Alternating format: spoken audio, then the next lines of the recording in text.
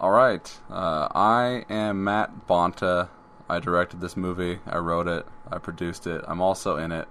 And this is the commentary track for Godsalt. And sitting here with me is Melissa Hoffman. I had nothing at all to do with this movie.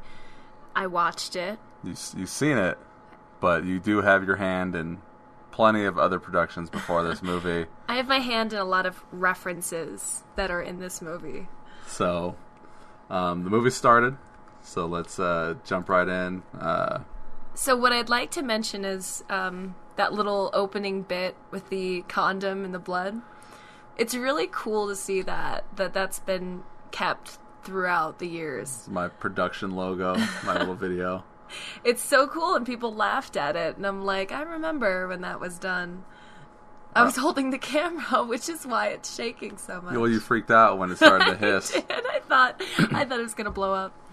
All right, so when the movie started, and we got Ty Hunt here as Detective Hills. You've got me as Detective Jones.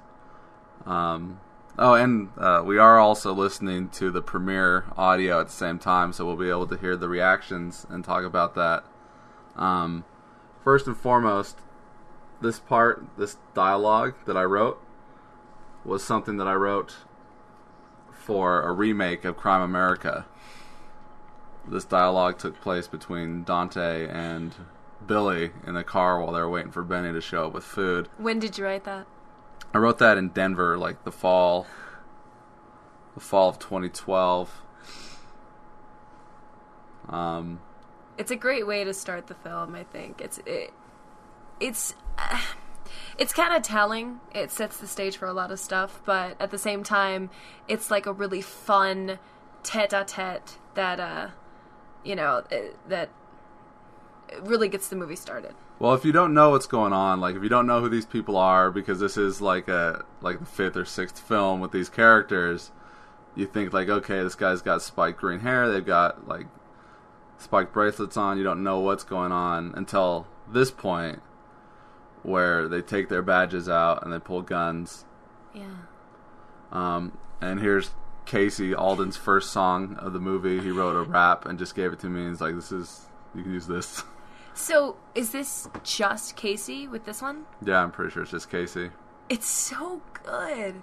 And it's funny, and I'm sure Casey would hate to hear it, but it reminds me a little bit of Twisted. It reminds me of Ice-T a lot. It sounds a lot like Ice-T's Yeah, music. it does. Yeah, it's a kind of a throwback. All right, and here we got Corey Easley on the left and Patrick Asata, I believe is how you say his name. I've never actually heard it spoken out loud by him. All right. He's the first black guy in our movies. He also gets arrested right here at the beginning. So And that's the end of him. that's the end of him. That's a really good location, too. Where was that at? Oh yeah, the bar we shot at was the Victorian Saloon in Sparks, Nevada. Nevada. And like we're rocking these guns and filming, and people kept walking by and cars kept going by. I kept feeling the need to cut or stop what we were doing because there's people. But for the most part, we were just like, fuck it. I wanted to do one long flowing shot here. I thought it'd be cool if I had somebody on these steps that we could keep passing the camera up to each level. I was feeling Brian De Palma at this moment, like just opening with a really long shot, like in Snake Eyes. Yeah, so that's all I can say for this part right now. I don't hear any audience. Oh, there's the tampon. That was just there, and There's a lot of laughter from that. Patrick filmed all this, by the way, since Okay. I'm in the scene. Yeah. I had Patrick film it. Were you happy with the way that the filming turned out? For the most part, since I was there, I was able to tell him what to do. Yeah. This we did once. Corey was just like, "Go ahead and just tackle me," and we just kind of ad-libbed lines because the original opening for this movie, by the way, now that I can talk about this, original opening was supposed to be Jones and Detective Jones, which is me, and Detective Dutch, who was Greg. And it was a stakeout situation at the hideout and not in a bar. And they were talking in the truck to each other when a car was going to pull up and they were going to jump out and jump those two guys. Oh, the audience just laughed at me talking about having green in my hair. Yep. They thought that was funny for some reason. And this was all ad-libbed and on the fly. This was all ad-libbed? This is all ad-libbed. Why? Why didn't you have a script for it? Because I had to change it because Ty was supposed to be with me at the hideout here where I'm alone coming up here in a couple minutes, but Ty was never able to go up to Virginia City with us to film, so I had to put in a filler scene to why he's not with me. Okay, that makes sense. This, by the way, right here where we're filming was where we filmed the beginning of Dutch, where Dutch walks up to the crime scene and talks to your character. I thought I recognized it. I was like, it's the same. And this is Dakota's truck, by the way. It's Dakota's truck? It's Dakota's truck. It's Dutch's truck that they stole. Why would it be Dutch's truck that they stole? I don't know. Because Dutch's truck is clearly a Ford, the truck that Greg's always had. All right, here's the first thing here. My flask has a cross on it, and I'm putting it down. And the flask is no longer in my possession, and thus a cross is no longer in my possession. And I go off to get killed. You don't see it too clearly enough in the earlier scene when me and Ty are talking, but Ty's got a Zippo lighter that has a cross on it. And every single character has an item with a cross. And whenever they lose that item is right before they end up getting killed. Very interesting. Alright, so we got Varia on the left. That's Iris' sister, and Iris is the little girl. Spoiler alert, Danny is the guy with the mask on and his shirt off. And Mike Flanagan's playing Pigeon, the tall guy with the glasses. And then that's Hannah Blaney as the master. And the scene where I wanted like 20 to 50 extras, only got the one, which was Varia. I wanted just a huge load of extras. They were going to come and jump me and everything else. So how did the extras thing fall through? I maybe got a couple people that showed a little bit of interest and said that they would be there. People that I didn't know, and they were never there. No, when we were planning Patriot Zombie, we had in mind a whole slew of extras. And it seemed easy. It seemed like we could just get a bunch of people to show up and just stand there. They didn't even have to do anything. But yeah, that never happened. Money, I guess. Right here, we give off the impression that Iris runs and gets into the car, but really, Iris wasn't there, or else we probably would have shown her get into the car. So it's just like me opening the door.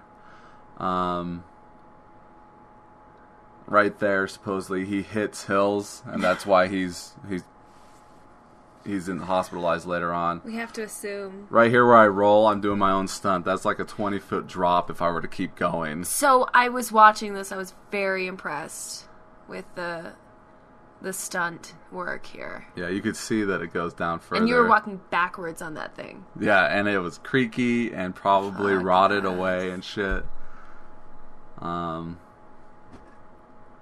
So originally the Master was written as a man. Cool. The Master was a man, and then also in the original script, the Master was the old man who Mr. Matthews plays. There's clapping and applauding when I die for some reason, and I think it was mostly for the effect. Yeah. The effect of the head getting decapitated. Yeah. It's not like I played an asshole and needed to get an audience applause for me dying. No. That was an eye that Corey created. Sequel production shows up first. Yeah. It was a great way to start the movie. Essentially, she's drinking like a blood cocktail, like a blood martini, and the eye is like the olive. One idea that Donna threw out is I say the line, "I'd like to see you try," and then she kills me. She thought it'd be cool if she pulled out one of the eyes and shoved it in her empty socket. So I was talking to Greg about the credits. He was saying that the beginning of the credits where Godsalt comes off the page, he said that took him so long, 4 hours, just to make that happen. I don't know if it was 4 hours, but like he spent like his entire time doing that. That was that day's night of editing, because he had to do every single letter singly. Right, that's what he was saying. What is this background footage here? This background footage is from a silent Swedish documentary about witchcraft called Haxen. or Haxan Witchcraft Through the Ages. And it's supposedly in the public domain, so that's why I used it. It's so interesting because it just this bit right here where I put in Daniel Hansen as Captain Chambers is for me to take notice off of him as maybe having just a smaller part in the movie, kind of guest starring role when he turns out to be the actual villain. That was very well done. We can get to that later when it's revealed, but you're talking about this. So what kind of special effects did Corey Easley do? He mostly did the creating like the blood and gut stuff, or if I needed something built, like we've got a false wall later on. I'll point it out as it comes up, but he created my decapitated head. Awesome. The eyeball that she pulls out, and then the blood. That's everything up to this point that Corey did. But Corey's the first time I've had somebody come in and be a special effects artist outside of myself. What did he do for the head? I think he got like a styrofoam model's head and then covered it in flesh latex. It's awesome. Alright, here's Donna for the first time in her actual truck. You can see her name on the thing here. Her badge is hanging from the mirror, so you know that she's a cop. This quick little scene here was her idea. Otherwise, it would have just started with this. But she was complaining about why she was wearing sneakers and stockings and a skirt. I agree with her. Because that's my style. There's a little push in here that I see that Greg added post, because that's not in camera. He added this little push. Really? Yeah. By the way, this entire opening scene with Donna, I wasn't able to film this, and it's the one thing that I regret not being able to do. Why? Because this scene was really important to me, and I really wanted it to be specific, and Patrick did it, and I told him what I wanted, and I told her what I wanted, and Patrick didn't quite do what I wanted. What did you want? Like this right here, where she puts down the ball buster and you can read it and it goes up. I wanted that to be at the truck when she got out, and not right here. Oh, everybody clapped on Jessica Blow and Robert. It was there's very shocking. Jessica Bonta, my sister. There's Robert. He's a newbie. Donna's a newbie. The story with Jessica Blow and Robert is we needed somebody to do it. We didn't have anybody. And I told Patrick, because I didn't have Jessica in it, anything else. I was going to give her Twinkie, but we gave it to Hannah instead. And I was like, Patrick, I can't really ask my sister to go and just blow a guy in a quick little cameo scene. He's like, I'll do it. So the night before, I was like, oh, Jessica, Patrick's going to need some help to film tomorrow. You know, give him a call in the morning. And so, or he'll call you up in the morning. And so he calls her up. And she's like, you know what, I didn't get much sleep. Do you really need my help? And he's like, well, you're in the scene. And so she went out and did it. And he told her to blow Robert in the scene and everything else. So that's how that went. So I really liked the shot of when she's beating him. There's a script on the bed as well as the prop bag. And you can see a script right here, right there, underneath the TV. And these cuffs were supposed to have red fluffy things on them. You see it when she walks out. But she had trouble with it. And Patrick, once again, another regret I had. Like, see, there's the red fuzzy things right there on the table to the left. Oh, she forgets to call him Francis right here, and makes where he says it's fiasco not make any sense because she didn't say Francis. But yeah, Patrick shot a bunch of stuff that I wasn't able to use because he didn't shoot it to where I could cut it together. It was not open-ended, so like that's another reason why I regretted not being able to do this, is because he didn't have the eye for directing. I think it's a great scene. I think it's great too, but it's not 100% of what I wanted. It's about 80% of what I wanted. Alright, what were you going to say? I don't remember. Okay. Here's Dakota Kimes for the first time, and we see that he's a cop because he pulls off his badge, puts his gun away in the glove box, and he's wearing a ring with a cross on it. And Donna's got a necklace that's a cross. So that's their two cross items. Here's Summer shoot now, and she's really pregnant. Jesus. This interaction right here was shot 2 weeks before the interactions with Robert, who comes running in, but it looks like it's the same fucking thing. This is on 4th Street, right across from Abby's bar. And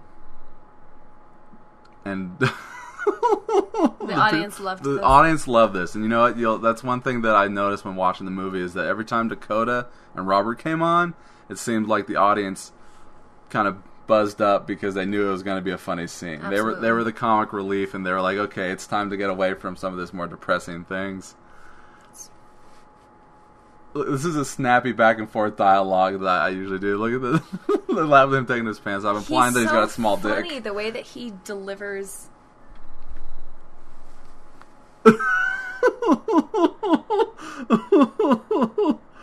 You know, and it's an in joke with all the movies that Boop's in, that he's trying to get blowjobs from everybody. Yeah. Which is why that shirt would have been perfect.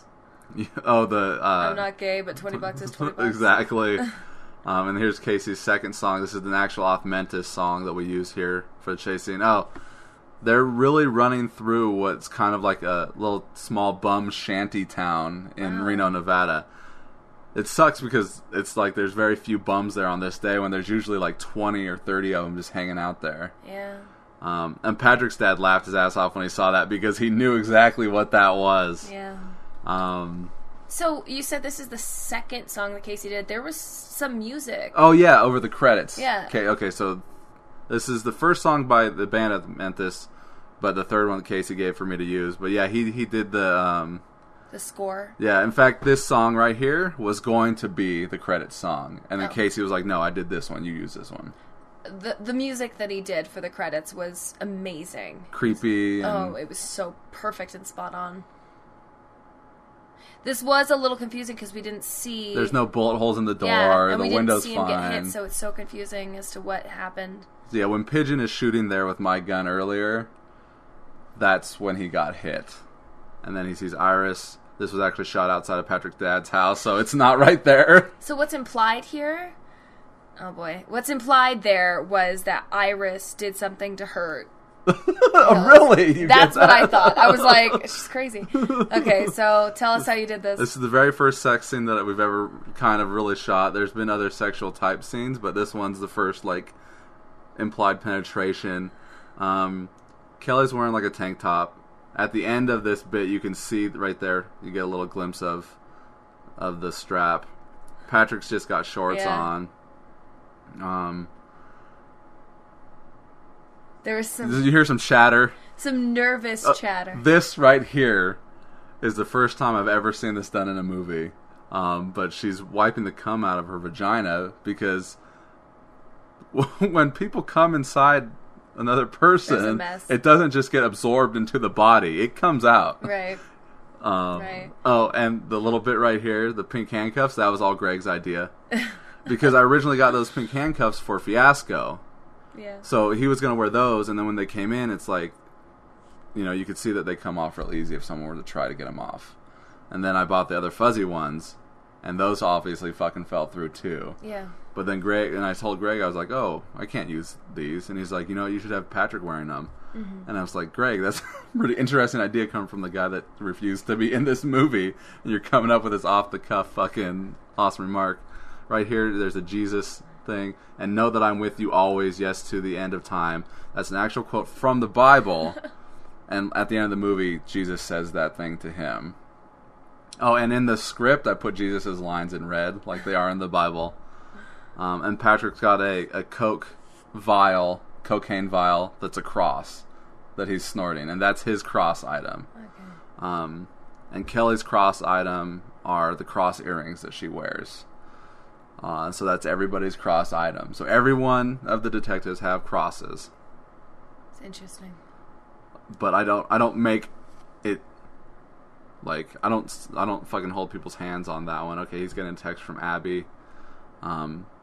So it's just a little thing that if the audience notices it, they notice that they're all got cross items. But it's not something that I'm like, here you go.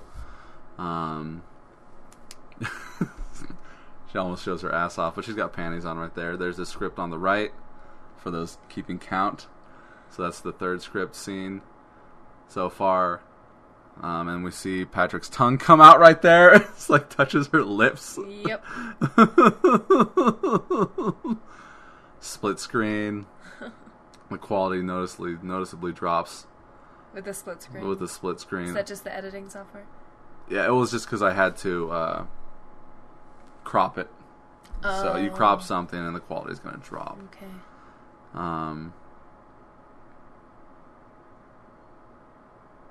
And Detective Stone's usually a redhead, but Kelly wanted to be blonde. And nothing I can say to make her not. There's Olivia Waltman, credited in this movie as that, because I guess that's the stage name that she likes to have. Yeah. She gets this really awkward fucking entrance, almost catches them fucking. Yeah. There's their badges. Everyone's got badges in this movie. Where'd you get the badges? Amazon. But I only have 2 holders. I've got 5 to 6 actual badges, but only 2 holders. So everyone just kind of swaps them. I really wanted to have them all have names on them, but when I looked into it, it would cost about $60 or so to get them engraved with the detective's name, and I put their birthday as their number, and it would say Reno. That wasn't a big deal. I would be willing to spend that and everyone have their own badge and keep them as a little memento. But the problem that came up was, like, it seemed like every site I went to was requiring some sort of official documentation that you were like a bounty hunter or a cop or a fireman or whatever. So that was really difficult for me to find something that didn't have that. I mean, that makes sense. Sure. Don't want it to be abused. Alright, and now this bit is I'm implying that this is a brick wall surrounding like a mansion. Yep. And we filmed this on Moya. And now suddenly we go from Stead to El Rancho Haven. This is Kelly's house. Kelly Staub. It's funny because they say he's a billionaire, but look at that house. Oh, I know, it's messy and shit. Well, it's just not a billionaire's house. It's not, but it's close enough. Patrick on his eyebrow right there, he's got a big old cut. Alright, and there's Danny Hansen as Captain Chambers, but Patrick's got that cut above his eye. And him and Varia were fucking around in the woods with these like branches, and hers broke off on his and fucking smacked him in the face. Like right near the end of filming. This was our last day of filming, by the way, our last big day of filming. So Patrick, periodically throughout the movie, has this cut on his eyebrow that he doesn't have otherwise. Right here, Donna grabs her stomach when he mentions Jones. They don't know where he is because she's pregnant, but we don't know that yet. Right. I like the way that he's kind of underplaying this. Danny? Yeah.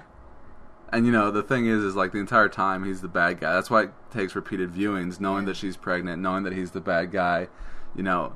And, like, a big thing is, like, these cops are all fuck-ups, and, like, the captain is, like, why is he allowing this and everything else? Why isn't there other more official things going on to protect the girl and to make sure things are happening? It's because he's making sure that these guys are doing all of his work for him. Yeah. And in my original script, it wasn't a supernatural thing. They stop the cult, and he finds out on the ride home. It's just the two of them on the ride home that he's the bad guy, and he confronts him about it. And when they park, he gives him the gun and he kills himself instead of turning himself in. Why'd you change it? I changed it because Patrick, I told him what the movie was. There's Brett Matthews, my drama teacher from high school. Who did a fantastic Did an awesome job. But I changed the script because I told Patrick what the movie was, and then when he actually read the script, he's like, I thought it was different. I thought it was like these cops are just getting killed off one by one as the movie goes along. And I was like, you know what, that's a pretty good idea. And I decided to change the girl that they're protecting from an 18-year-old girl to an 8-year-old girl. Iris, of course, is 11.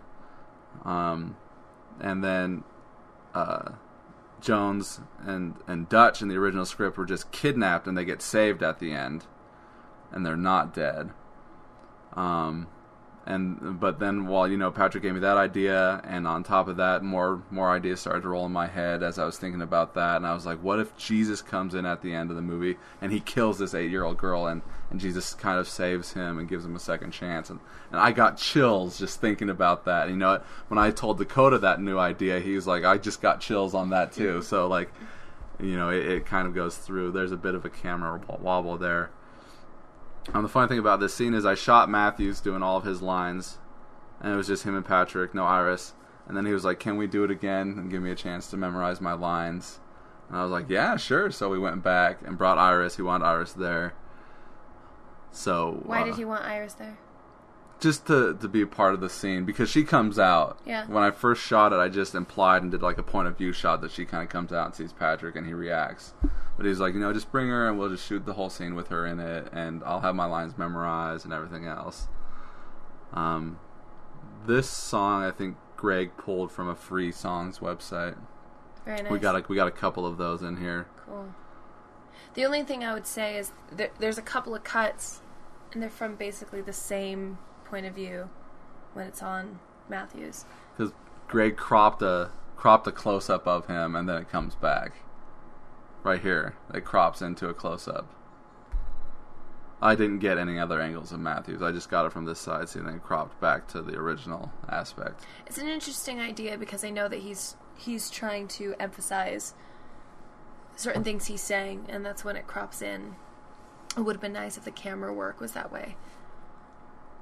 Well, I would have to cut and everything else and just go in and be like, we're going to do that.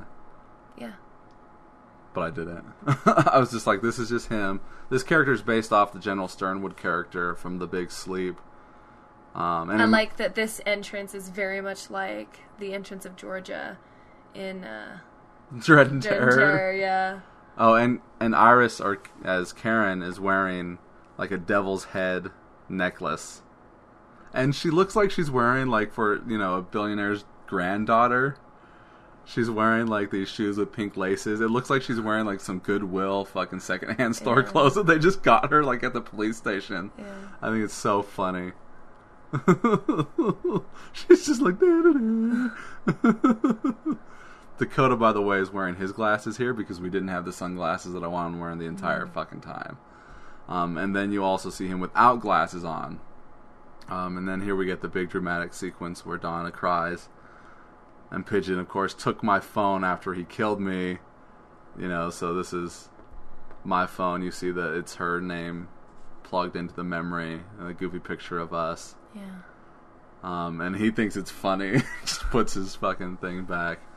Of course, this was one long take, but I thought it would come out more dramatically if I split it up and cut it out of order, and just seems like it's just a really long, hard conversation that she needs to make to this answering machine. It was great the way that you cut it up. Because when she actually did this, because she really went to this headspace. She had to take a second, get to where she needed to be to start crying, and then she did the scene. And so she's so emotionally fucked up actually doing this that when she does her lines, she fucks up and stumbles and stutters, but it comes off emotional anyways and good. Alright, here we go. We've got a green filter on this flashback. And this is the first time where we get an understanding of the timeline that everything happened the night before.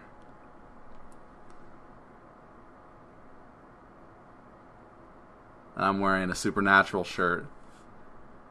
And the thing is, so this t-shirt that I'm wearing, suddenly we flash back within a flashback where we see Detective Black probably that morning, or the morning beforehand, and she's wearing the shirt that I'm wearing. So she's like wearing her guy's shirt. Yeah. And I'm presumably in the bed that she just got out of.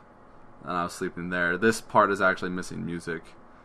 So we're doing a commentary on a version of the movie that's going to change. The timeline's not going to change. So when this commentary winds up on a DVD somewhere, there will be music here. But the timeline will be fine. My direction for her in this scene was like, be super, super fucking flirty with me. Like as much as possible. So what did she say if you lose? If I lose, she'll go to work on me with a pair of pliers and a blowtorch. And that's my reference to Pulp Fiction, which in turn was a reference to Charlie Varick. This whole Apple thing was based on a real life situation where I made a bet with her that like, oh, we'll do this, like we'll leave work early or something if I can split the Apple in half. And I couldn't do it, so I went and I researched if you could do it, and it is something that you can do. Okay. But you can't. No, I can. Oh, you can? I can. It's just, see, like there, I actually really split the apple in that scene. And see, here's this bit, and that's the line that opens the movie. So that takes you back to like, okay, that's where this is happening, and then you see him coming to me with beers, and we sit down and we talk, and it's like, oh shit, this just happened. She tells him, let's get out of here, and he's like, okay, let's get out of here, and then we find them in the morning at the beginning of the movie having sex, like presumably all fucking night long or something. I really don't know. And then we cut back. No longer a flashback.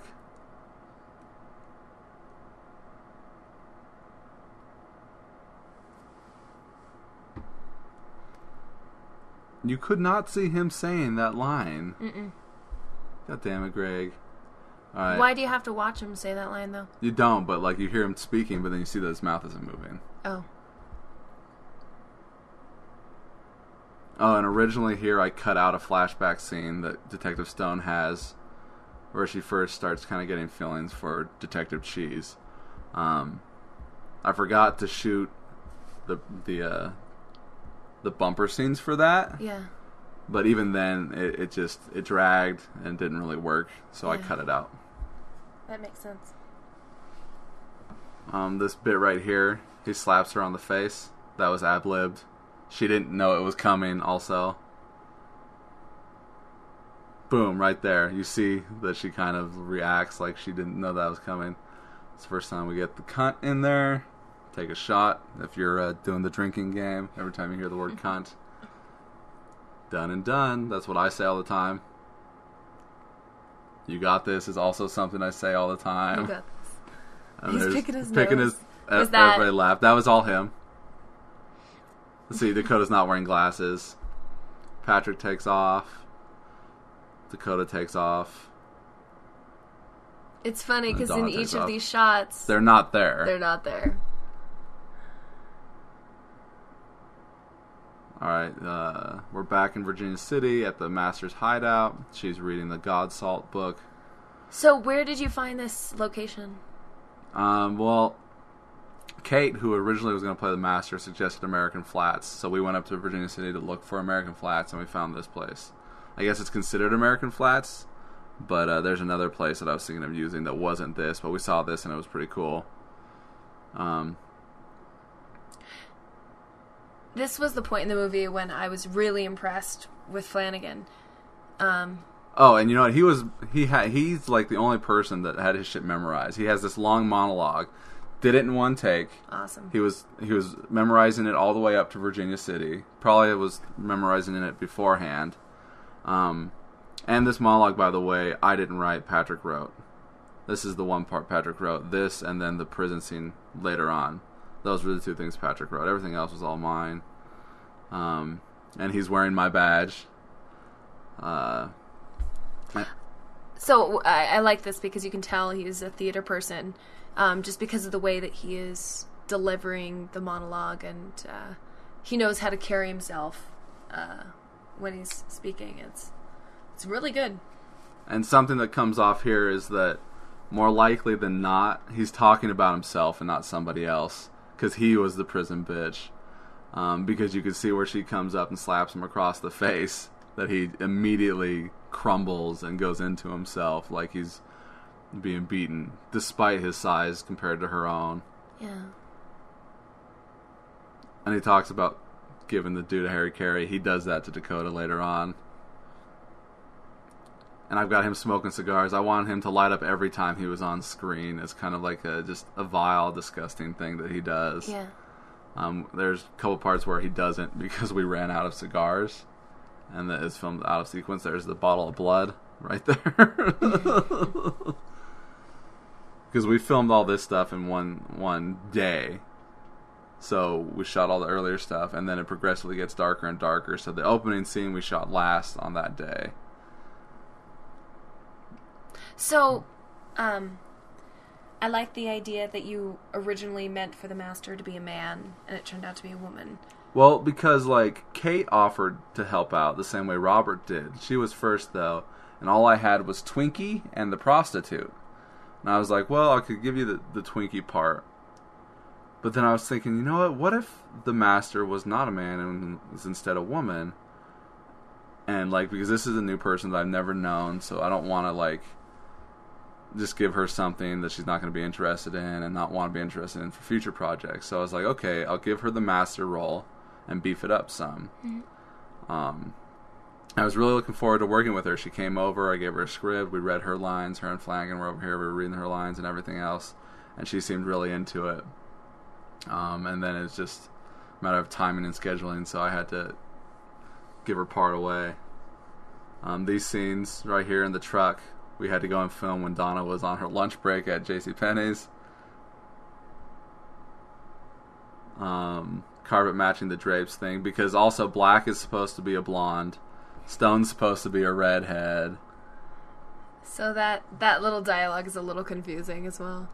Well, because I was like, she calls her Blondie because she normally knows her as a blonde. She says, "Do I look blonde to you?" You know, this is more of my witty dialogue where she's talking about, like, selling her snatch for a nickel a piece down 4th Street. Yeah. See, now he's got those sunglasses back on. See, the audience is just laughing because he's so like, funny. Yeah. By the way, we're filming here on Crime America Road. That's fantastic.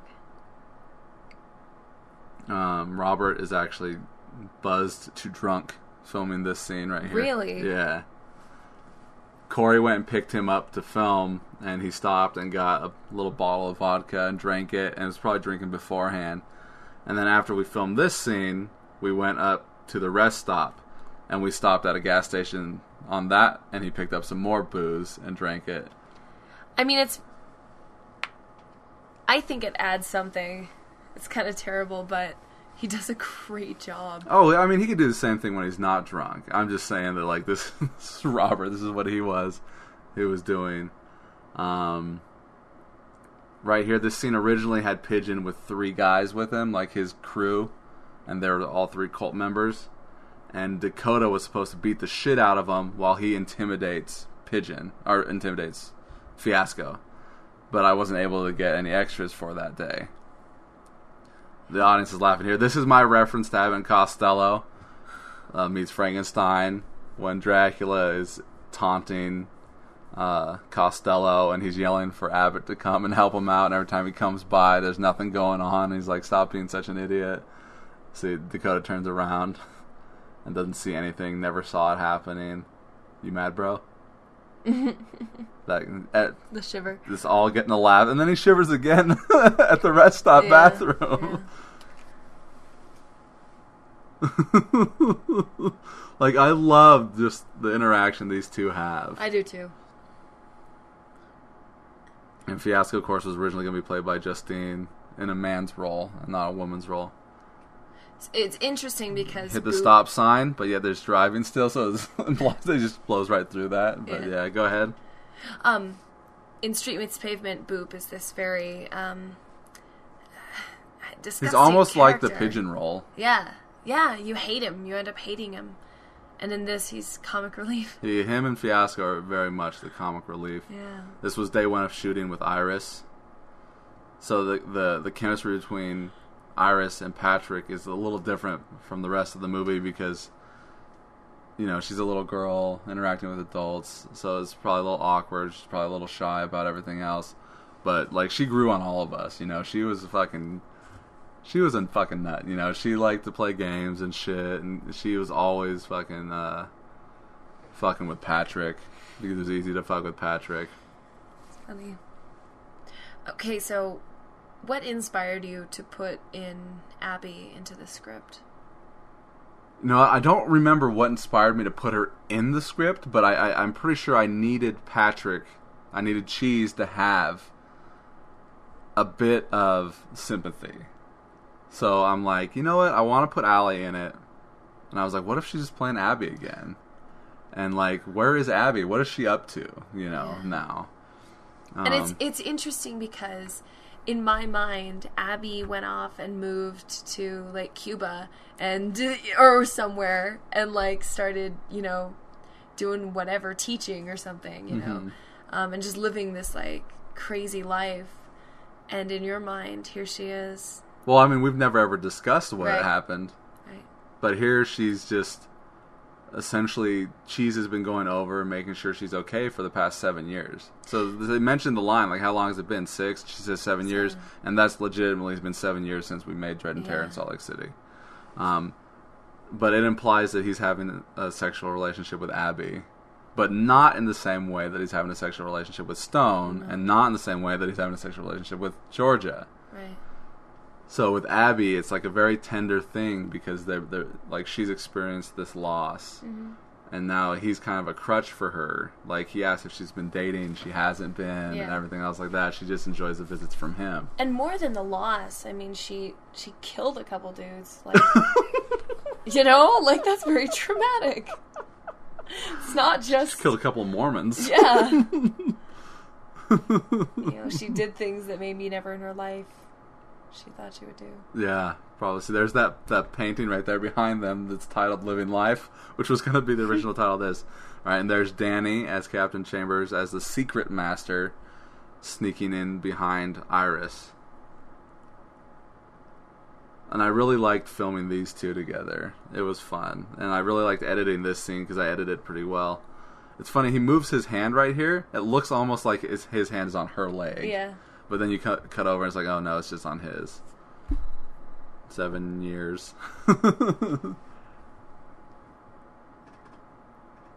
And she's like, I like your visits the most. I enjoy your visits so much. She comes in. They all smile. It's a very cutesy scene. Cheese isn't such a bad guy after all. It's interesting seeing Cheese that way. You know, I needed some sympathy from him because Patrick's like, I just want him to be a piece of shit in this movie. And it's like, I need some sympathy from you if you're going to kill an 8-year-old girl at the end of this movie. Yeah. There's cunt again if everyone's, take a shot if you're playing that game. That's probably the second usage of the word cunt.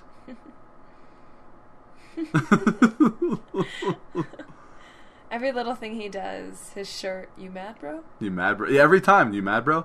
Right here, I probably should have put in a scene where the house is tore up. Otherwise, it's like, what is he talking about? It's too late. Yeah. He slaps him. He bitch slapped him. Fiasco says you just couldn't let that shit go. That's a reference to the original script where he fought those 3 dudes. Because they're supposed to cut him off on the road, and he got pissed off and told them to pull over and beat the shit out of him. Yeah. But that didn't make it in. This was an ad-lib scene. You see her trying not to smile. And then he also called her a bitch, but I didn't want that in there. Yeah. Because he does that enough later on. So that was ad-libbed. That little bit right there, that was ad-libbed. Because I was like, do we want to do a little bit here where you're leaving and you talk to her some? Because I felt like there was room for opportunity there. Yeah. And he's snorting the coke. Like, me and Casey were watching this, and it's just like he's always snorting coke. Yeah. And I was waiting for a reaction right here where she asks for the cocaine.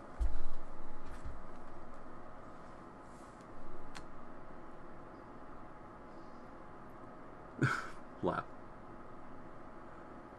So you get a little bit of a... I think the reason there's not a reaction is because that is a normal thing for a kid to say. Right. When you're drinking an alcoholic beverage, when you're doing something, when you're smoking a cigarette, when you're doing something bad, they don't know it's bad. They're interested because you're doing it and they want some. So it's a normal reaction, I think. I just heard on the... heard the beer bottles getting kicked around just there. Some people did bring beer to the premiere of the movie. This right here, by the way, shot completely different place. And we green screened the overcast in over the blue sky. So we blue skied the overcast in because it's clearly right here because those trees are the same. All right, there's my sister again now as Twinkie, and that's the reference to the girl at the beginning that she plays as being the sister. And she's got blue hair at the beginning. Here she's got purple hair. And I have Kelly get punched in the nose and get a bloody nose and black eyes and everything because I thought it would be funny if Kelly just spent the whole movie not being like the pretty girl. So I was like, let's fuck her face up a little bit so that she could just look like that for the rest of the movie. And she got blood on Donna's arm right here. This was also a thing that we rent and shot on Donna's lunch break. Real quick. I thought I could see a JCPenney sign. Yeah. It's on Stead Boulevard. It's on Stead Boulevard. That quick cut makes me laugh so quick because she's like, "Remember what he said about the master?" And it's like almost a nothing that he says about the master, but we flash back to it real quick. That is funny. It's a little campy. Are you tweaking, Twinkie? Are you tweaking, Twinkie? She had problems with that line. She just gets it and fucking takes off. See, there's JCPenney right there. So yeah, this is where I work currently. Boo with you. This whole part is all out of order because she tells the story and then you find out where he's talking to her in a second. What was I going to say about this? It's a beautifully overcast sky. It really is. It looks really good on screen too. And the lighting is fantastic because it's an overcast sky, but you still see the sun on it. Well, the sun's on its way down. There's some more of that beautifully overcast sky.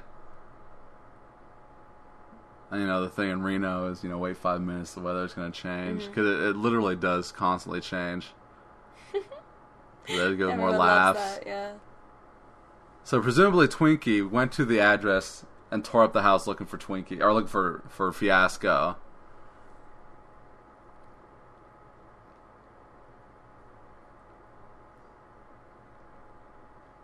That right there, when you watch the footage, I fucking book it out of the way because they almost fucking tackled me. You can see how fucking close they were. I was like, whoa, shit. You did a great job.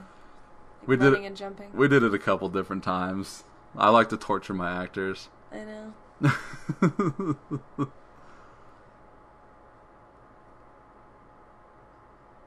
Yeah, see, because, like, where's Georgia at and everything. He's about to say that they snatched Georgia. Yeah. The transitions are a little weird. It's just because, like, it's a matter of timing, not being able to film certain things. I know. That's always the problem. Certain gaps that can't be fixed. Right.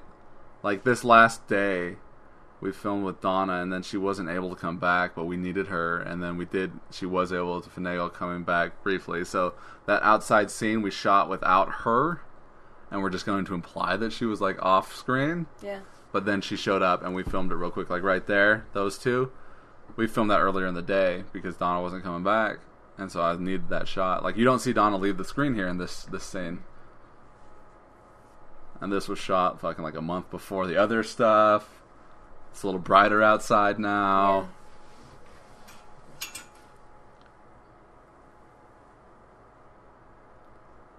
Yeah.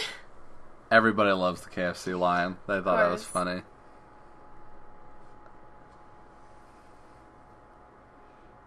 Was that a reference back to... Yeah, because of the... KFC. Thursday night is KFC! KFC! KFC! This is a little reference to him being the bad guy when you go back and watch it.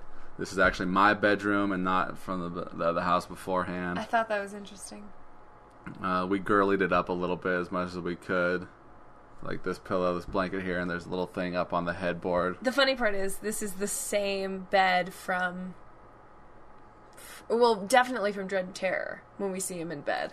And I don't know if we see him because this was Patrick's dad's bed and everything. Yeah, so and he wakes up, he rolls over, and he's just the cocaine That's in his right. bed. Yeah. That's right. It's very interesting. Of course, the wall's still broken from when Patrick and Kelly filmed Streamy's Pavement. Mm-hmm. And then when Patrick fucking throws this lamp, he broke my fucking window shades. Yikes. Jealousy crap.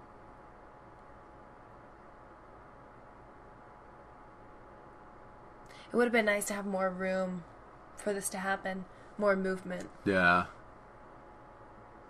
Well, I wanted to film it in the actual bedroom, but his stepmom put the kibosh on that, as Patrick would say. There's the script in the corner.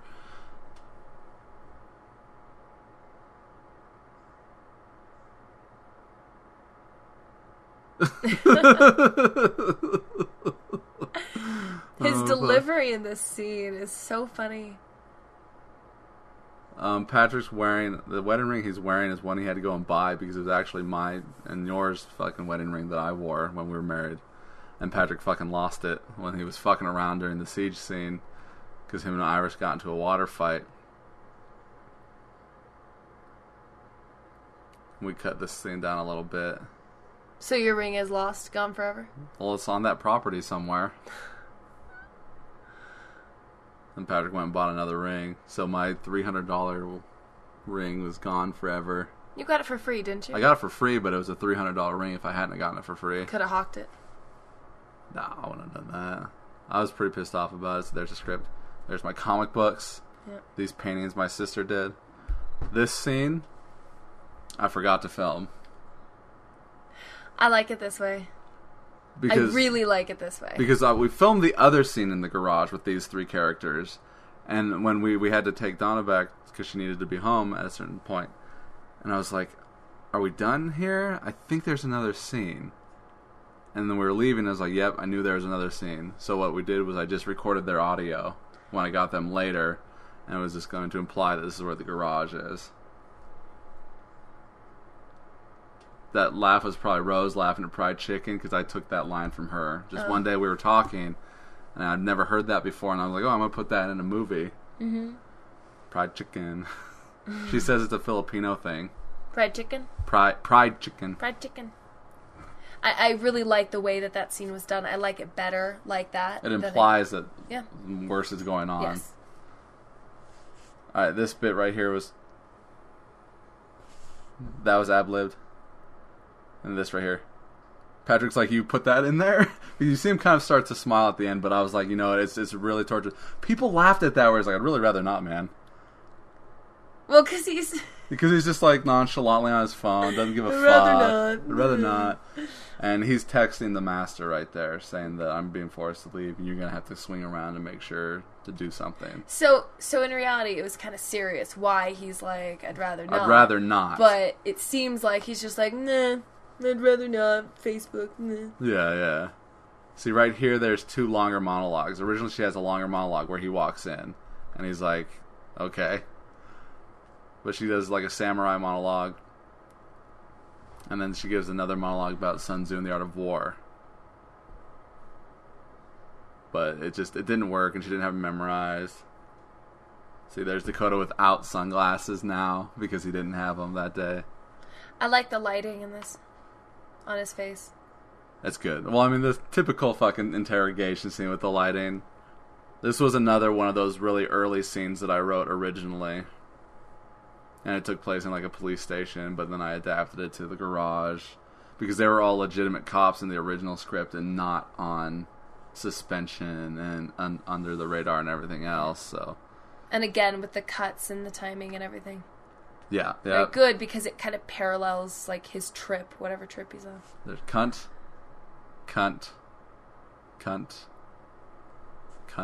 I think he said one earlier that I didn't count. So there's 5 cunts in a row. So take 5 shots, people. This line right here. That line that she says is something that is said to Robert in the play Bloody Bloody Andrew Jackson that he did. And I didn't tell him beforehand what she was going to say. And it got a good reaction from him. Cool. This scene was this was the last thing that I shot with these two. It was supposed to take place at Patrick's dad's house, but he was like, no, we'll be in bed. So we went to Casey and Allie's house and shot it outside there.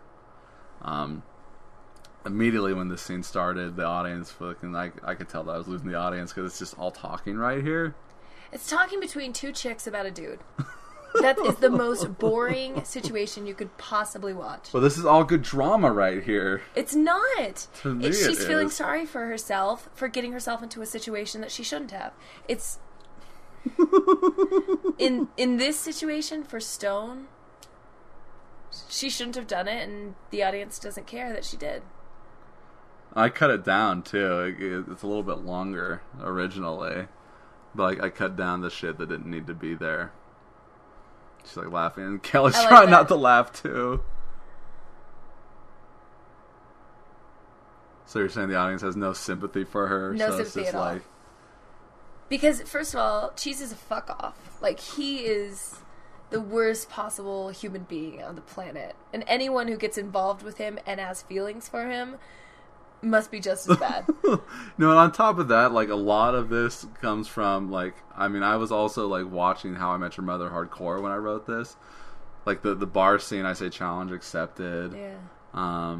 And the scene that I cut out, he's like, that's not a thing. Yeah. I say, that's weird.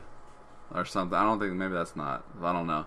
But yeah, so, like, You know, because Robin and Barney kind of have a thing where, like, she's got feelings for him when she shouldn't because he's, like, a player and everything else like that. Yeah.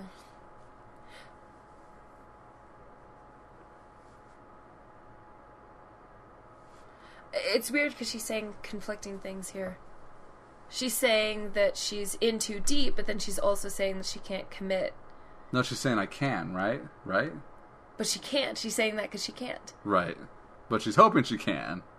But it's conflicting with her saying that she basically wants him all to herself. There's Patrick doing more coke back at the Vic.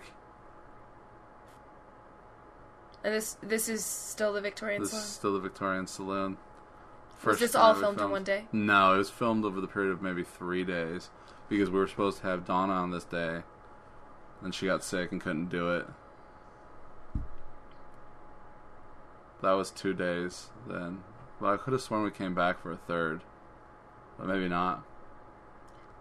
I think you'd be okay. I think it'd be okay. We shot this stuff first, and then we went and shot stuff with me and Ty, following them outside.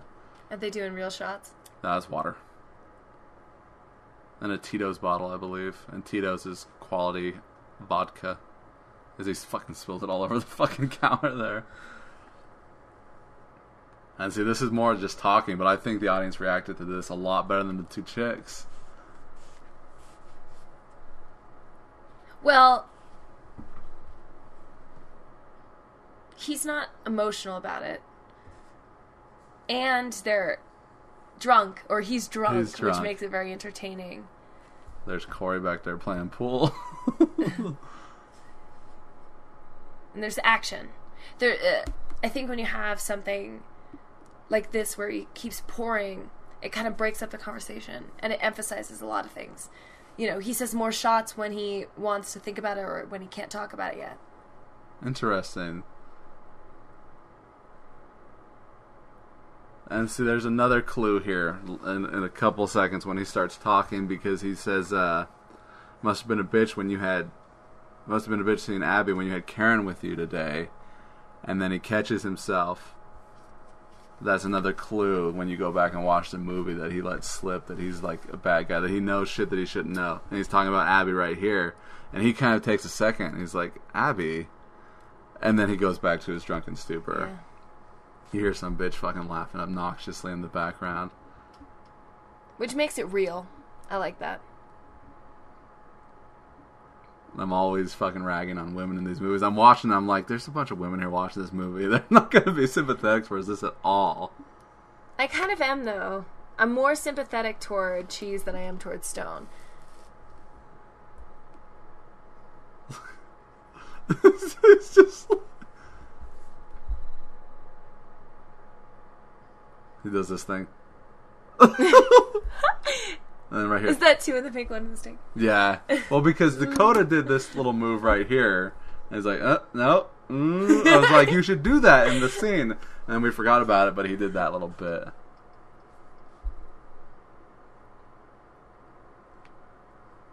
That's a Shining reference. I also believe it's in True Lies. It's fantastic the way he delivers it. And this line right here I took from Rose. You know, another one of those. The same conversation I had with Rose, and she said that. I was like, that's a funny line. I'm putting that in a movie. And this scene was one of the last things that I wrote. It wasn't in the original script, but I was like, we should put in them trying to make Karen happy and liven her up, because otherwise she's just like this robot. Yeah. And this is Casey's original song that I had him write for the party scene specifically. It's funny that she chooses like this techno music. She's like, let's dance. It's not quite as upbeat as I would like it to be, because I had that party rock anthem song playing over it as my filler. Yeah. And we had a longer version with that song, and the longer version flowed a lot better, but then when I put this on, it's like, we gotta cut it out because it makes it way too slow. Here's the Master in her ninja getup. That's just a t-shirt on her head. She looks good. It's pretty cool. The audience reacted when they saw her as a ninja. They're like, oh shit, yeah. a ninja. It looks great. And the way that she moves is awesome. I was like, And I'm talking to Casey about this part. People just get slaughtered one right after another, right in this scene, and they're partying and shit. And it's all a parallel. It's all a montage. Was it Flanagan that was talking about that? How he liked how it was all in He did, one, yeah, he not did. Sequential. He was like, I really like what you did there. I pictured it differently, but what you did end up doing, I liked. And see, he pulls up the cross lighter. Ty no longer has the cross lighter, and he dies. So whenever they lose their godlike item, their sigil, they're no longer protected, and they get killed. There's my push in. Dancing. Shot at a completely different time.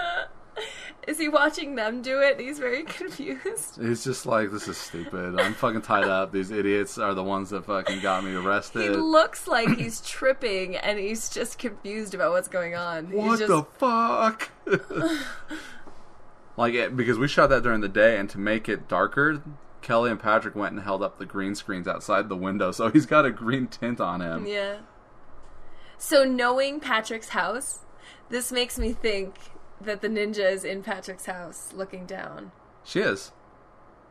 Oh, yeah. And then she sees the cops there, and it's like, I can't do anything with the little girl. Yeah. But then she sees the door. Okay. There's the props in that shot right there. Very good. So in the trailer, that moment when he lights up the cigar, I feel like that's longer in the trailer. Probably is. We cut that down quite a bit. Because in the trailer, it kind of blurs, and then it sharpens again. Well, also, there's a different cigar scene, so it's like, which trailer are you talking about? In the original trailer, the first one I shot, the cigar scene that he has is from later on in the movie, at the siege scene, when he says, hey, cheese. And see, she pulls his mask off, and you see that she recognizes him. Yeah. But we don't get to see him. So were you thinking, like, watching this movie, were you trying to, like, fit in, like, who's the guy with the mask? Were you ever trying to think that? Were you trying to put things together? Because I just thought he was just a lackey. Okay. And it turns out he's not just a lackey. And Olivia, being one of the few people that I know that has, like, the tiniest fucking hands, when we got Hannah there, and then together, Hannah actually had smaller hands than Olivia, and Olivia's got fucking tiny baby hands, and Hannah had smaller fucking hands. Wow. And they're both like fucking white Mexicans that don't speak Spanish. The slow motion dance sequences with each of them. She looks a little miserable. She's like, He looks a little miserable. Yeah. It's clearly the sun's out, even though it was night. But we're shooting day for night here. Yeah. Have to. Or they danced all night long. She pulls off the demon's head necklace and swaps it for the cross necklace, which now she no longer has her sigil or protection from God.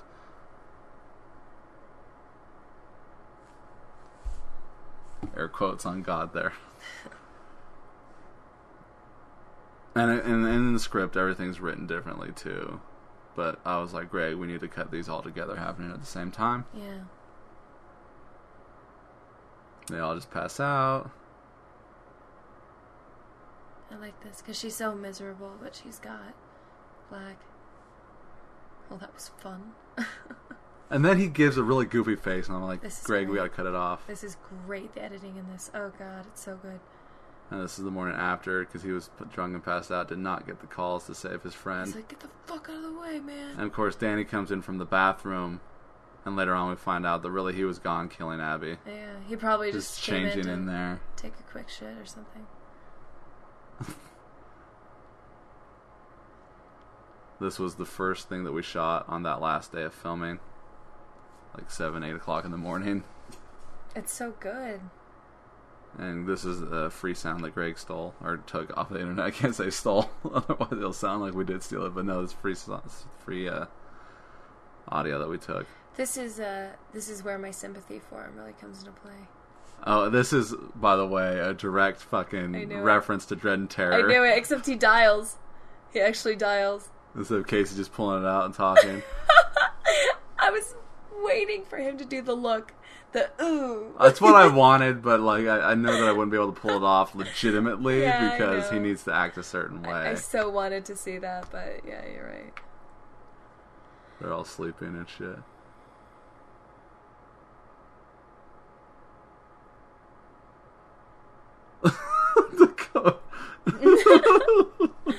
He's got a good just woke up look. You mad, bro? And then this was the second thing that we shot. And then we went and shot all the car stuff on the sidewalk. And then we went to Kelly's and shot all that stuff. Then we came back here.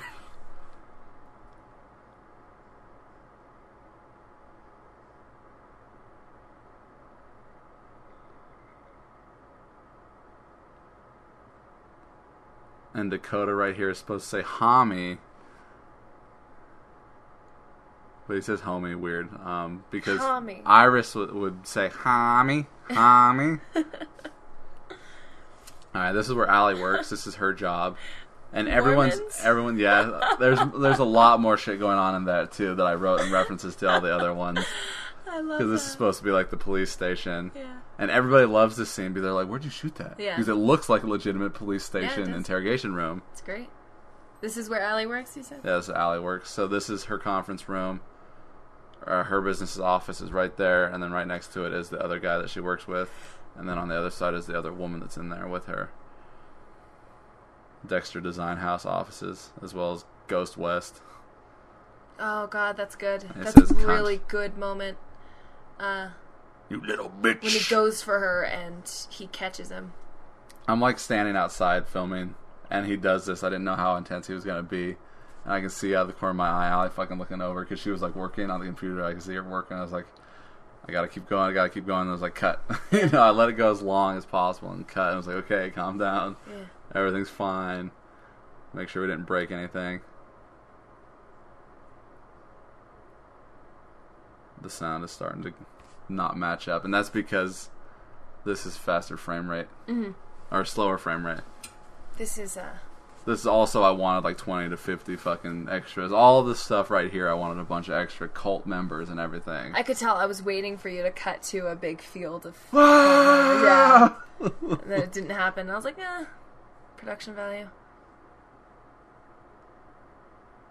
Alright, here's our first flashback with Stone and Cheese that was supposed to complement the earlier one that I ended up cutting out ultimately. And this was the last thing I shot with them. Let's see, Patrick's Clean shaven. clean shaven.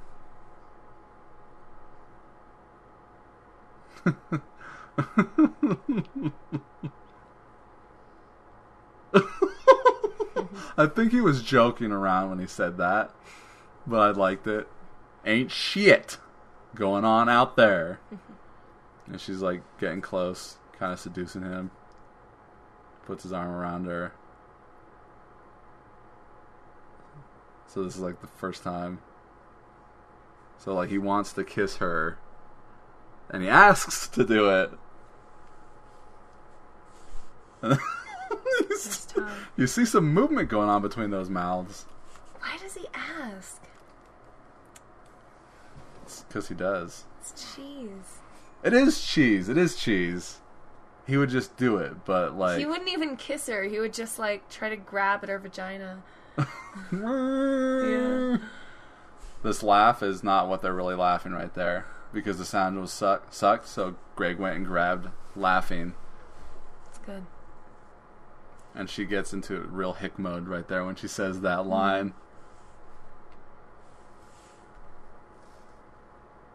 But she's from back east, so that's like why she talks like that sometimes. Mm-hmm.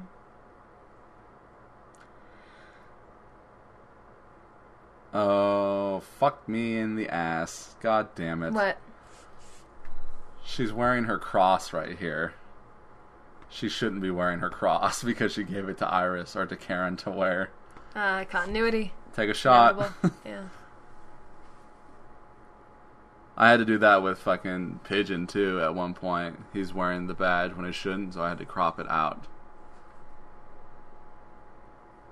Are you sure he's fine? Of course he's not fine. They don't know that, though. The I audience know. knows that. The audience knows that. So the audience is like, there's no reason for you to keep up hope because he's fucking dead.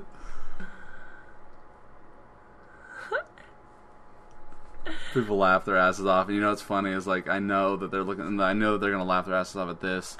But then I know they're all going to see him get his fucking throat slit and not see it coming.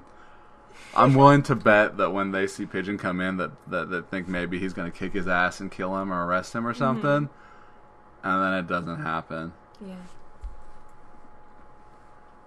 This was we had a lot of long drives in this movie. We drove up to Virginia City. This is Susanville that we fucking drove up to. Drove all the way out to El Rancho Havens. Filming on location. Look, Pigeon. All fucking day. And all fucking night. And all fucking day. And that's fucking pretty cool right there. Yeah. This is kind of like a psychopath that he is. God, Federale. I want to show you something. Just genius, man. There's some performances I see him and I'm just like, oh God, it's so good. And we see a dead Twinkie in the script. Her arm comes out. See, he's smoking the cigar. He smiles big. He thinks he's so badass. And then they don't say anything here. They're probably waiting for a cut or something.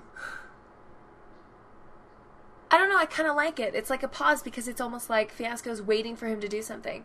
And Pigeon's waiting for him to talk. Yeah. And he just wants him to talk so he can fucking cut him off. I think people laughed right there. It's very good. And here he comes out. Little shiver. Little shiver. Takes the ring off. No longer has the cross.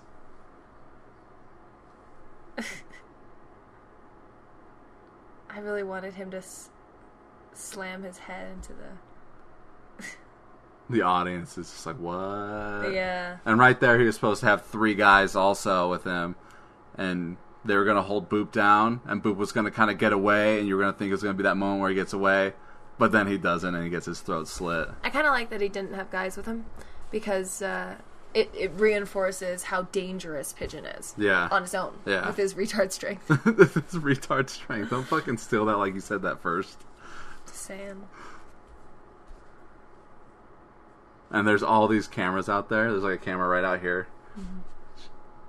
Smiling. Yeah. I was expecting also the ooh here too. Like from the audience? No, from Patrick. From Cheese. Because it's the pushing the door open. Oh. Ooh. And see, that's that spot where I was like, I'm not going to show the audience and make them just imagine what happened and not think that they're ever going to get to see. And then fuck you, you're going to know. Exactly. You're going to look see right it. into the devil's eyes. Yeah. And it's like, oh shit. And there it is. And right there, where it's sucking up his guts, what's really happening is me pulling those out. And then, because the toilet couldn't suck them up. It didn't happen. So I'm like, I keep trying to pull some out. Or no, I keep trying to feed it through in hopes that it'll pull it. And it never did. And then when I went and saw it, I was like, oh, I can't see my hand in this shot. It's perfect. Speed it up and make it look like that's what happened, what I wanted to happen. It looked great. And then it keeps flushing like it's grabbing his body and pulling it forward. Yeah. Ah. It's fucked up. It's super fucked up. This is a great part. Great part in the trailer, great part in the movie. This is breaking point. Yeah. Breaking point. Abby's dead. And then she shows some sympathy. She puts his hand on him. And he's feeling it. And he hugs her.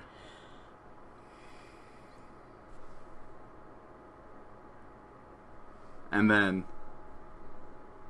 I had to throw that line in there because they were like, how does Cheese know that it was him if he never knows about the guy in the mask? Yeah. So she tells him, presumably. Stead Boulevard.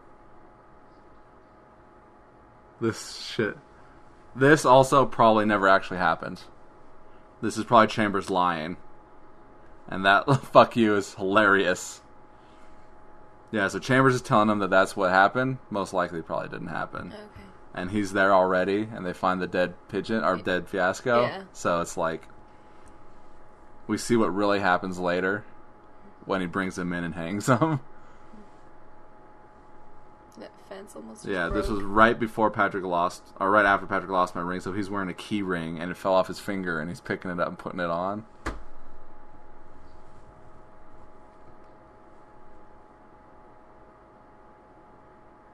Oh, that was another Casey song. I haven't been keeping up with Casey's songs and shit.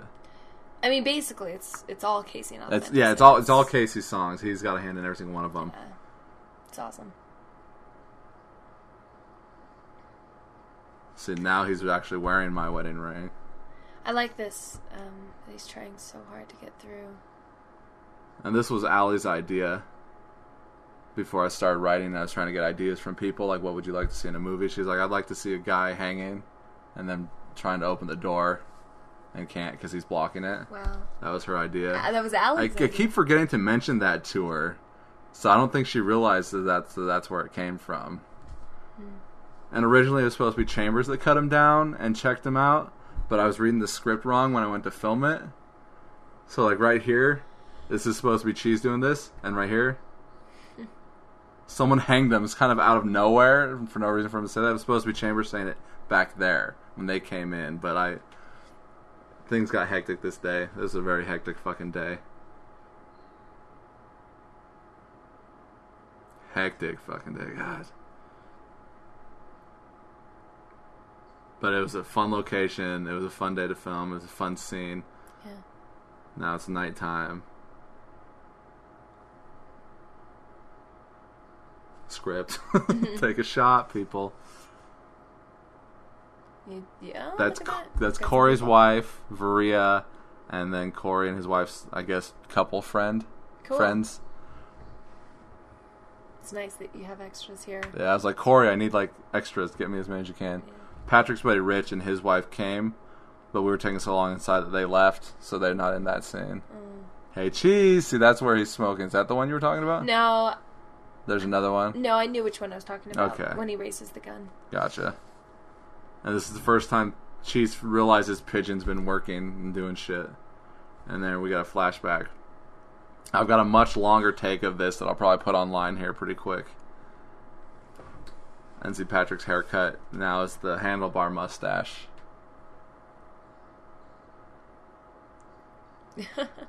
He went through so many different facial hair. And he's eating out. Pigeon. That pigeon's got Spam that was painted.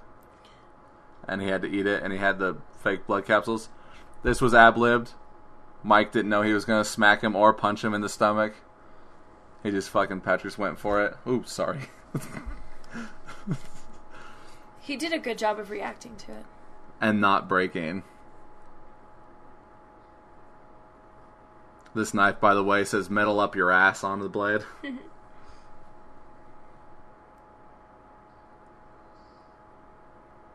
And that's Latin, like, see you in hell or something like that. Something with the devil. So what is he doing right He's here? cutting pedophile into his chest. Okay. And he's lifting his shirt. We were supposed to show it, but we couldn't get the makeup effect right. Okay. It's just weird because, like, he's not making a sound. Well, he's all fucked up. And here's the Who are rape these two scene. guys? So that's Rich, Patrick's friend, and then this is Corey Easley's dad. He does such a good job.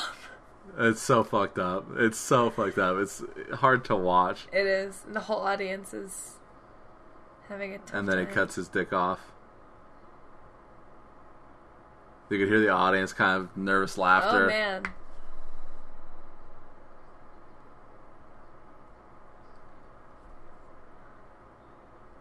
That line that Donna had. Oh, wait. What are you going to do? What are you That's gonna going to be in every movie because What are of you your gonna do? experience with screenwriting. What are you gonna do? What are you going to do? Split screen. But when Donna says the line, fuck me, looks like they did, before that she pushes him into the wall, and it's really funny. But I didn't want to laugh before or after the rape scene, but clearly they laughed anyways. Mm-hmm. Here she picks up her phone and accidentally clicks dial Jones, and they hear the ring, and this is where she finds out.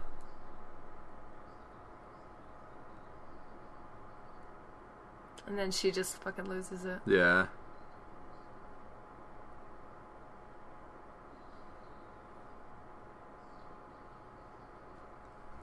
More Casey's music. He throws the badge in. This is reminiscent of... That was good effect. Glass. Reminiscent of Patriot Zombie. Yes, when the zombies fucking storm in. This is, I guess that's what this is. Yeah. And we later find out that this badge is what protects her from getting killed later on. Right there I had to crop out because he's still wearing the badge even though he just threw it in. And these are blanks for the first time ever. How did you do this effect? Alright, so that's a fake wall. Okay. He drilled the holes in, put cotton on wire, and painted over it. So each one of those actors is holding a wire that you can't see, and they're pulling it as they fall backwards. It's fantastic. It was great after that scene, because it just happened so naturally. But after that scene, I was like, oh, those were special effects. Like, I was like, wow. And that was my idea. I was like, Corey, this is what I want you to do. Great. And he did it. And I had a Dutch tilt there. This was the very last thing I shot, actually, was him driving away. I like this because they smile at each other, and I'm like, kiss, kiss. And this is our green screen stuff. And all the green screen stuff is in black and white. Not the actors, but all the driving stuff in the background is black and white. So the lighting is very interesting. It reminds me of Sin City. And this is all exposition. Just two dudes talking, exposition. Fuck it. Alright, so when he looks in the glove box, there's the mask that Chambers wears as the secret master. I told him to put the cigarette in his mouth and talk, but he clearly had problems with it because he takes it out like almost immediately. I don't think it's very easy to talk with a cigarette. Yeah, but I see it happen in movies all the fucking time. And that's probably like the first cigarette that we have in a movie. Other than the Christmas one, he's always trying to light up those fucking brown cigarettes. Yeah. Cigarillos, I don't know what they're called. And your mom hated those. Yeah. Flashback, Danny's shaved, Patrick's got the mustache. They look so different. It's like, that's not the same person. Danny. I know, he looks so different without his fucking beard. Different. And there's City Center.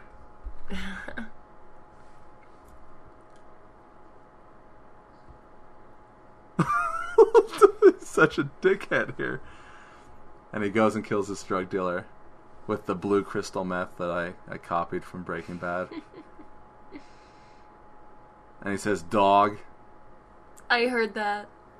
Just cooked it up, dog. Just cooked it up, dog. Who is that? That's Patrick's buddy, Kirk, who was his boss at Simmons Mattress. Cool. And his roommate, I guess. He lives with him. So why does he end up killing him here? Or stabbing him? Because he gave him shitty drugs.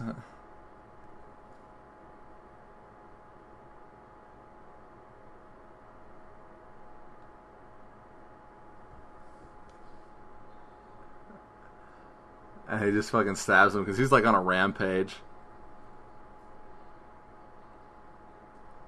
But then he lets him get away with it. Yeah, which is crazy. Fucking stabbed him. He stabs him and he lets him get away with it. And then clearly he gets his revenge later on here. Yeah. It's just Chief has to be really fucking stupid to think that he can trust him after doing that.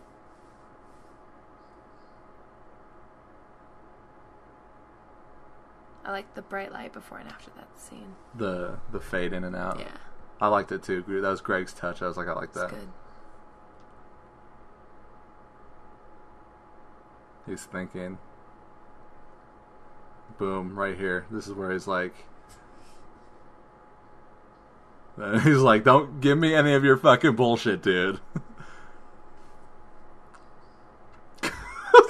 She's right in the back seat.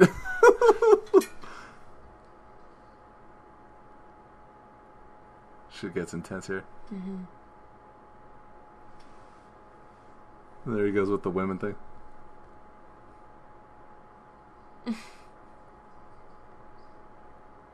No, that line came from my... There was a lot of laughing. Because that was Debbie next door, because that's Mike. That's what Mike says. Okay. I took that line from him, my neighbor.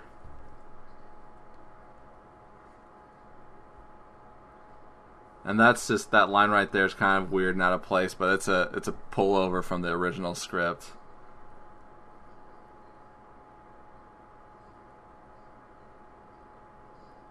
I'm not sure, but I don't think Abby was in the original script. Interesting.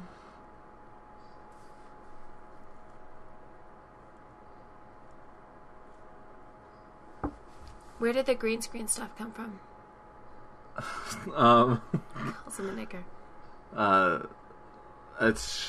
Me and Greg shot up Red Rock and filmed it. And it was a good night for it too, because we had a full moon. Cool. So it wasn't super dark. Yeah. It looks very mystic. Retard strength. God, he does such a good job of choking. I was watching this like, how? It's harness. He's wearing a harness and he's strung up over the thing. I think it's more accurate to say that you just cloned him. We just killed somebody like in fucking Prestige. We just cloned him and killed him. Yeah. Whenever we need an actor, we just clone him and kill him. You're not shooting with blanks.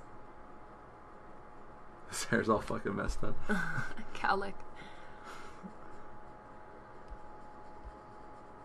See, all this stuff I had to reshoot because I shot it originally with Hannah as Twinkie.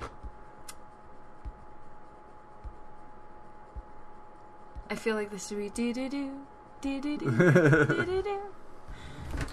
Of course.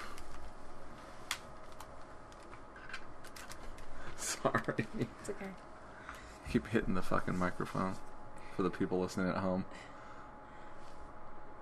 Someone laughed right there. Sound like a dog barking. No, that was a dog barking, but I heard someone like laugh or huh. When he put on the mask? Yeah.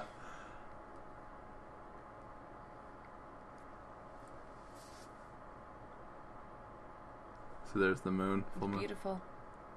You bop her too? Sick, disgusting. So see, he takes off when he's drunk and passed out to go and kill Abby. Mm-hmm. And we see her pull that mask off him. There's the prop bag makeup case in the script. There we go with the animated sequence. I think was that you laughing? Yeah, that was mine. I was tickled by that. I was very tickled by it. You're like, oh shit, it that's was funny. So Pulp Fiction. I was like, oh my god. This was the last thing that we shot on that last day. Other than the pickup shots that we had to do like the next week.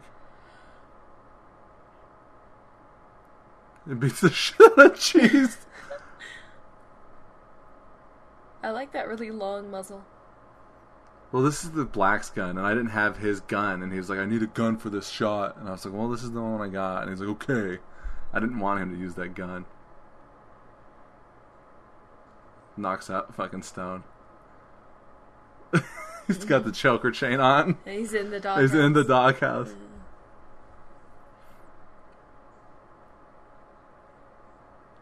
She's pissed off. I think it's so funny. He's all... You can't get out. It's fuck. He crawls out. People laugh a little bit. So why doesn't he just take that off? I don't know. He likes it. I guess he does. And then things slow down a little bit here. Because they're like, let's talk about our relationship real quick. It's like bad timing. Bad timing. Well, she even said that. She's like, well, we might be dead here in a couple seconds. So maybe we should just talk about it. And then he's like, let's just cross that bridge when we get there. And he says all good things, because that's something that I always used to say, still kind of always say.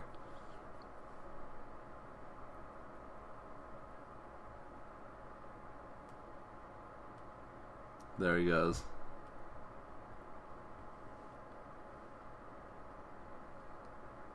Let's just cross that bridge when we get there. Yeah, that's something I say all the time also. No point in worrying about shit now if it's not going on. What are you about to laugh at? And then here they go in for like their third or fourth kiss in the movie. Mm-hmm. And see, Patrick goes in for a kiss, but she was just going in for a hug and then kiss. And you know what's funny is that I told them that. Kelly got it, but Patrick clearly didn't. He was like, oh, we're kissing? Are we kissing? And she's got her Mumford & Sons lyrics on her arm, or her shoulder blade.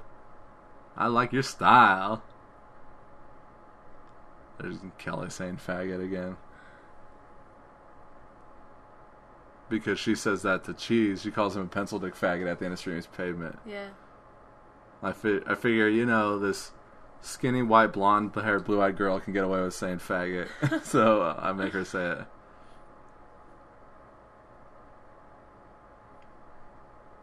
And I had to bring up him finding out George is dead. Otherwise, she's just kind of dead, laying in the bed at home, and no one knows about it. Yeah, because he was so upset about Abby dying. And he grabs him. He's just laughing like a fucking pedophile creeper. Sick son of a bitch. Here's the Godsalt tome. Yeah. That's Danny as an extra. Is what, like the preacher? And then suddenly we get our first taste of this movie actually being supernatural and not just them believing in something that's never going to be real. How did you do this effect? I set the camera up and filmed him doing all of this without the horns and makeup, and then I was like, okay, stop. I kept the camera, I turned off the camera, and then we went and put the makeup on him, put the contacts in. He's got red contacts, and you don't really see it, but maybe in one shot, because it's too far away to tell. And then I went and said, okay, get back in your same spot, and then we kept shooting so that when we superimposed them. So what about the fact where he's, like, moving? Where, that's just visual effects that we used in the editing program. And that was Kelly as an extra. There he is, just passed out. And so you see them grab the keys to get out. And in the original script right here where Stone dies, we get a stinger effect there. Where Stone dies, originally I had it where her face melts. You couldn't do that? Didn't have time. I wanted to do that. There's a lot of things I wanted to do, but it was just a matter of time. That's Flanagan and Patrick lifting her up and moving her forward. I mean, it's pretty cool to see that. And then her neck snaps. And yeah, her face was supposed to melt and turn red like she was heating up from the inside, and that's why we got the smoke coming out of her mouth. Funny thing is right before that, she's like, oh, I've never ever smoked a cigarette before. And I'm like, Kelly, can we have you smoke a cigarette so that we can have smoke coming out? She's really? Like, fine. I had her do it twice, too, because the first one didn't really go well. And he's never smoked before either, and I have him smoking cigars the entire time. Yeah. Is he smoking now? No. Okay. I'd believe it.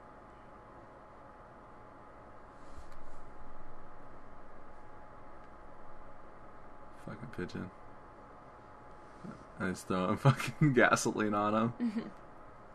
And we can only do this once because that chair really broke. I was wondering. I was like, was that planned? What I like is that, again, they kept going. Yeah.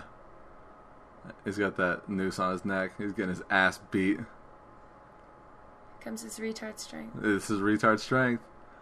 Look how fucking tall he is. Like the high waters on the fucking... And that's Robert's fucking overalls. God. I think that every time he comes on screen, I'm like, he's so tall and so white. He is so, like, Hills Have Eyes. Or Texas Chainsaw Massacre. It's cool that it went through his hand. I really like that. Oh, it doesn't go through his hand, though. Really? Yeah. It looks like it. Well, it's because he's holding it with his fingers. And It it's looked just like the it blood went coming through right through. here. Interesting. And then she fucking blows her away. I put that line in. I want to shoot you so bad my dick is hard. Yeah. From John Dies at the End. Yeah. Originally, what I had happening was Black coming in and throwing a Molotov cocktail on his face and him just burning up. But we couldn't figure out how to do that safely. That line is from Homicide, the David Mamet movie, when William H. Macy dies. She's wearing the cross again. God damn it. She shouldn't be wearing that cross. And she pulls the bat out of nowhere, like in God, Only God Forgives, where he keeps pulling that fucking machete sword out. This was supposed to take place on a beach with a bunch of fucking cultist extras. Instead, it's just like them running through the woods again, like in fucking Streaming's Pavement. I was thinking that. I'm like, this is just like Streaming's Pavement. It's almost like I just write the same movie every time. Almost. This time with the devil. This time with the devil instead of fucking... And you know what? He's wearing the same clothes like Kelly was wearing. Black slacks and a red button-up. That's what Kelly was wearing at the end of Streaming's Pavement. The entire movie, in fact. Fuck! Right here when he stops, I wanted a circle of fire to come up around him. Timing prevented us from doing that. Shit.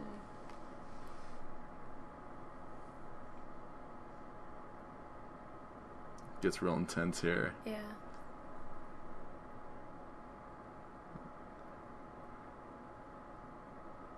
And he shoots him. But it doesn't do anything. And so he's using his fucking power of the devil, his dark side. To make him shoot? To make him shoot him in the wrist. Like where Jesus had the spike and it was nailed to the cross. Yeah. And he has him do it to the other hand. The other wrist. I like that there's a big pause there. And then he says, Jesus wept like the Hellraiser. Hellraiser. It's good. I love that line in Hellraiser.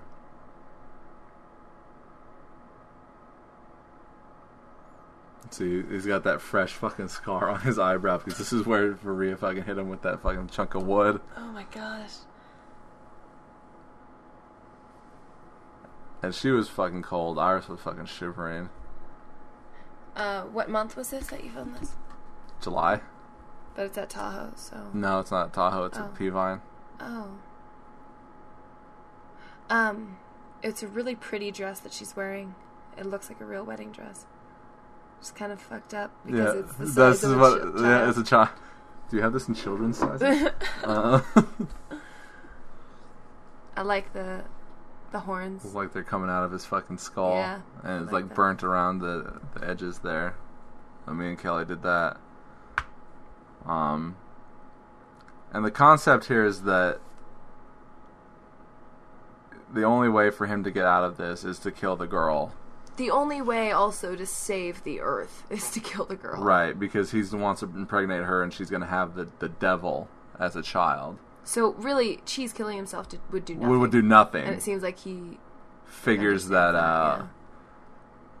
So by killing her, it definitely ends everything, and he just...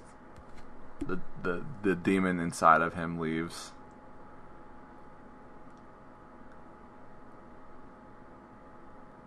People kind of laughed right there, and I don't know why. I don't know why either. It's strange to me hearing people laugh at the most inappropriate times. And it was strange to me when people didn't laugh at certain jokes that I thought were funny as fuck. Yeah. And see, here he is. He's begging for Jesus and God to fix the situation. Right here on the stump is the script and the makeup case. It's got blood all over him. And right after this, she goes, when I say cut, she's like, "You got blood on me, you idiot!" This was up at Boca. Cool. All the Jesus stuff was up at Boca. How far away is Boca? It's in California. It's like after Boomtown. Like hour and a half? Probably close to an hour, 45 minutes to an hour. Not bad. Alright, this guy is AJ Walsh. We just met him that day. Varia got him for us. He's just a tall, skinny dude that kind of is Jesus-like. It's very cool. There's a boat in the background over there. And here he's walking through the forest, and if anyone remembers that old fucking Bigfoot footage, where Bigfoot's walking and he turns and looks, without all this effects here, he turns and looks, like right there, he turns and looks in a Bigfoot kind of way. And I think that was just accidental, but I think it's funny because it's kind of like that Bigfoot footage, like sighting of Jesus. It's like the sighting of Bigfoot. What if you saw Jesus walking through the forest? You would think he was Bigfoot. Because he's a hairy motherfucker. And he looks over at Chambers, makes him disappear. It's pretty cool. He looks at Cheese. And he's like, "Jesus?" He's like, "Homie, I like that he says... Doesn't he say I'm tripping? Or did he say that No, earlier? he said that earlier Okay. when Stone died. Okay. Because when he had said that, I honestly believed that's exactly what it was. Was this him having withdrawals from Yeah. the cocaine? Yeah. He touches his face. Smiles at him.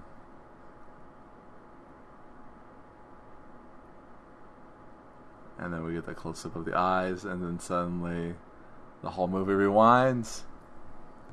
And everyone in the audience is just like, what the Yeah, fuck? exactly. It's like, holy shit.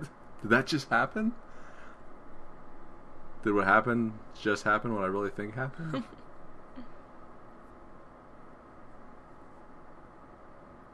And then we're back at the bar. And I wanted his wrists to be bleeding. Instead, he just feels them. I wanted him to be all sweaty and fucked up and red-eyed and everything. When I was talking to Josh last night, he was like, I thought that was kind of like him in purgatory, kind of reliving everything that he just did. And she asked him That'd to be go. fucked up. Because especially when he says you guys look like a couple of fags, it seems like it's just gonna go on forever. Yeah. And she's asked to leave, and he says no. And presumably what happens is he stops everybody from leaving, and he's like, we're all going to go. We're going to get back up, and we're all going to go to that cult hideout. Yeah. And stop them. So presumably they all stop everybody at that point. Yeah. Because I did write a sequel to this in 4 short films that were pretty good. Yeah. I thought. Absolutely. That's the end of the movie. Anything left on the floor that I didn't answer or talk about? I don't think so. It was all great. Everyone loved it. The energy in the room was fantastic. The film was great, and everyone seemed to like it. Nobody,